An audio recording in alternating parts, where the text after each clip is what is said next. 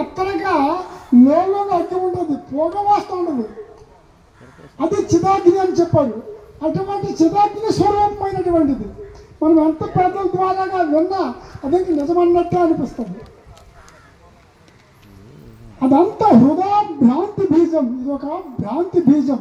ఇదే ఇంద్రజాలము. జాలము అనగా వల. వలలోనూ చేపలు చిక్కినట్లు మనం చిక్కిపోతున్నాము.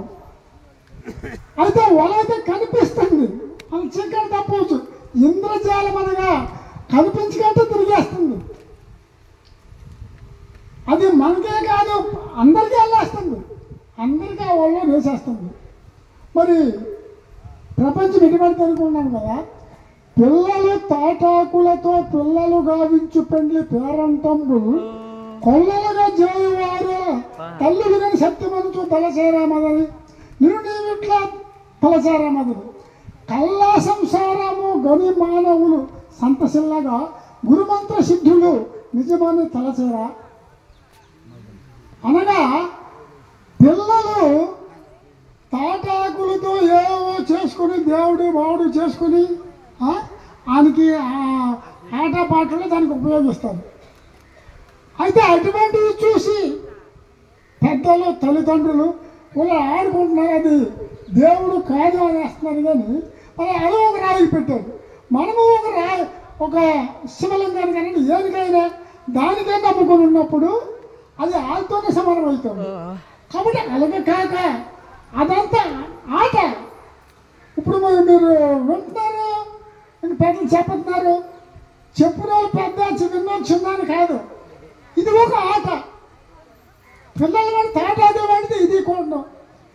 ఎవరైతే దీనికి నికటంగా దీనిలోని స్వార్థాన్ని స్వచ్ఛమైన అర్థాన్ని తీసుకొని ఆ లెవెల్లో ఉండగలదో వాళ్ళే తల్లిదండ్రులు లాంటి వారు.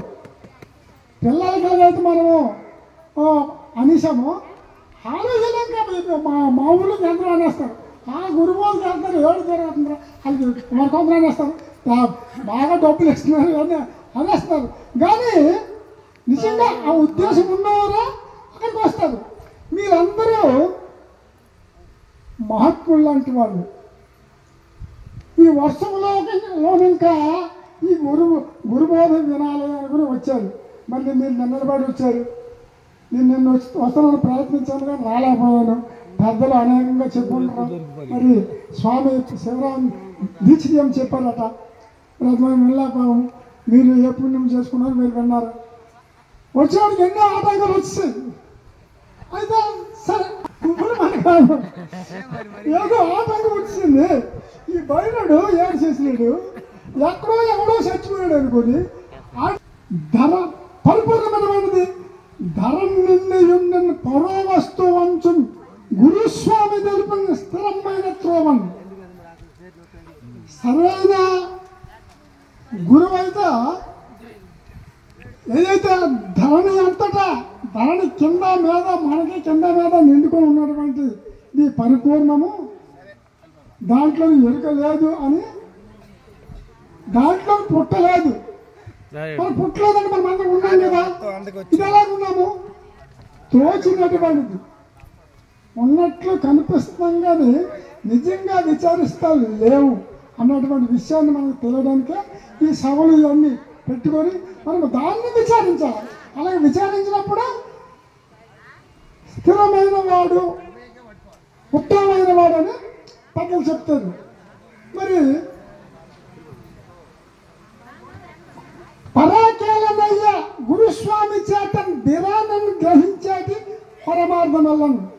ఇది ఎన్నాలో పట్టవు తెలుసుకోవడానికి. అది నిన్ను నీవు తెలుసుకో. బిరానని ఒక్క క్షణంలో చెప్పగలరు. అయితే అంత లెవెల్లో మీరు ఉండాలి. ఇప్పుడు చెప్పారు, గురుడు ఉత్తముడై ఉండాలా, శిష్యుడు ఉత్తముడై ఉండాలా. వాళ్ళిద్దరికే అది తెలియబడుతుంది. తప్పితే మనకి ఇక్కడ ఒక మాట ఆడేసి ఇక్కడ ఉండి మళ్ళీ మరోరకం తిరిగినప్పుడు అది ఎప్పటికీ తెలియబడదు, అది మరుగనే ఉంటుంది. కాబట్టి నిజంగా అంత చెప్పని అవసరం 10 నిమిషాలేం కాదు. ఎవరు చెప్పారు? 1 నిమిషం మధ్యలో పడుతుంది. నిన్ను నీవు చక్కగా ఉండు. ఇప్పుడు మన పిల్లలకి ఎవరెవరో చెప్తారు ఎక్కడికో తోడుకెళ్ళాలనుకోండి, ఎవరెవరు పట్టుకెళ్తున్నారట. మన పిల్లలకు పట్టుకెళ్ళకపోయినా మనం చక్కగా నడుచుకో. నీలో నీ ఉండు.